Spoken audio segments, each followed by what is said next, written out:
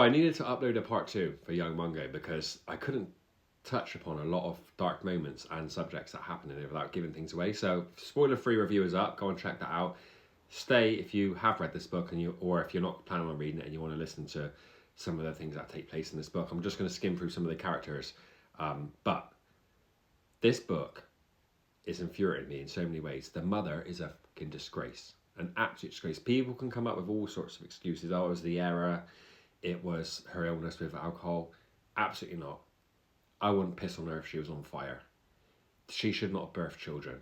Now, she punted her own mother in onto her daughter, but abscond for weeks on end, leaving the daughter to fend after all her mum's children and her siblings. And then the mum would waltz back in after getting her lettuce licked for a few weeks. And I was just like, it was infuriating. The worst part about that scummy bag of a woman was when she was at her AA meeting and she was garnering sympathy. This was way towards the end as well, and they're obviously grown up, garnering sympathy because of her son being soft and obviously gay. I was like, you bitch. You've got no accountability whatsoever. She just punted it to everyone to garner sympathy. I can't stand her.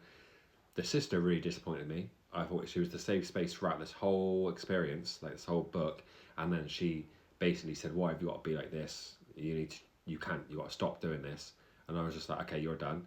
The brother, scum of the earth as well, thinks you're a man if you go out and like have a few scraps and stuff. Again, can't stand him. There was a really good funny moment which you needed some reprieve in this book because it's very heavy.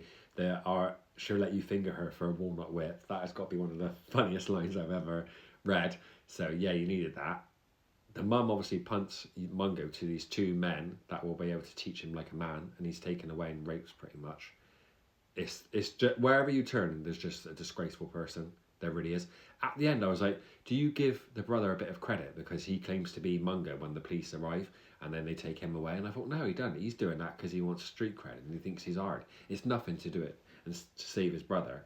Honestly, I'm so glad for that final little passage with Mungo and James because I don't know if I could have. I don't know how I would have reviewed this book if there wasn't that reprieve at the end. But yeah, I just had to get a few things off my chest. Sorry. I got to head off for work now, but I'm still fuming about some of the characters in this fucking book.